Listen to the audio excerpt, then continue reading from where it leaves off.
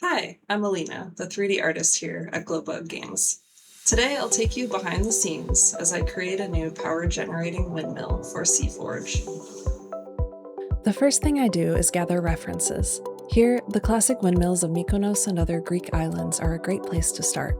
Then I block out a basic 3D model in Maya. This is a rough draft that I'll bring into the engine to make sure the overall proportions and silhouette feel right. I'll usually start with very simple shapes and keep detail at a minimum. In this case, while doing the blockout, I ended up making the sails a little bigger than in real life, to make it very readable even from a distance. I also decided to remove the door and simplify the windmill's structure. For the larger windmill, I'll size up the base and the sails and make the top a little wider. Now that the blockout is complete, let's move on to the roof. This actually looks really similar to a material I already made for the game, our thatch building set. I position the thatch over the roof, deform it, and cover the bottom of the roof. I think this will work, but we do need to make it look less like a monk's haircut. The thatch looked a little small, so I make it bigger, and then work upward to fill in the rest of the thatch covering the roof.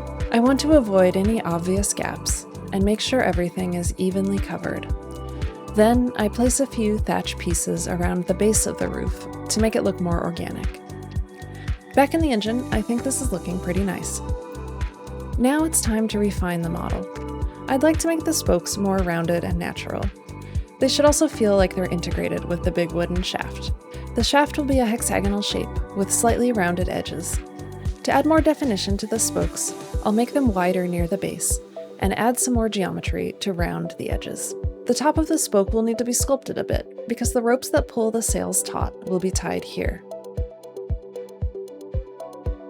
Let's make the rope more rounded as well and tie it to the spokes. I cut several bands out of the spokes and extruded them to simulate a line wrapping around a pole. Now I want to increase the poly count of the sails so that they have a nicer silhouette and can move in the wind. I do some rough subdivision by hand and then run a smoothing operation to increase poly count further. I think this density will be fine for a subtle breeze filling the sails. The last step is to integrate those spokes into the shaft. I run a Boolean operation to create 9 holes in the shaft, one for each spoke. Then I bevel those edges so that the surface feels more worn and realistic. In preparation for texturing, I now need to create UVs for the model. This means unwrapping the 3D model onto a 2D surface so that textures can be painted correctly onto the model without warping. The goal is to get an efficient layout that provides a high resolution without relying on a gigantic texture. Now for the fun part, texturing. I'll start with the sailcloth.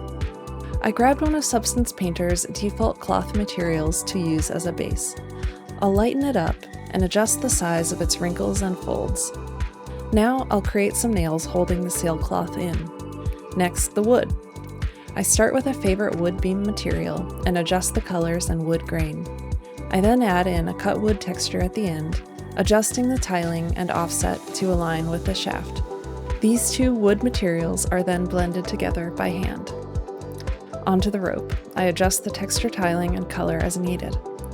I'd like to add more definition to the sail, so I create several more wrinkle layers. It looks good overall, but the sails are a little dark. I lighten them up a bit by adding a soft highlight into the middle of the sail. A light wind effect will be applied on vertices that are painted red. I'll finish by assembling the pieces into a buildable blueprint in Unreal and making the sails rotate. Here, I add a rotating movement component that will apply a constant rotation around the y-axis. Then I adjust the wind intensity so that we get a subtle wind in the sails. The large windmill is now complete. I'll copy the sails over to the small windmill. The smaller version will be made of stone, since the stone material is unlocked earlier in the game than the painted plaster. And that's it. Now both windmills are ready to be placed in game, and the large windmill can be painted to match the rest of your home base. You can now generate energy to power your more advanced crafting stations in Seaforge. Thank you for joining me, and please be sure to follow us on Steam to see more development updates.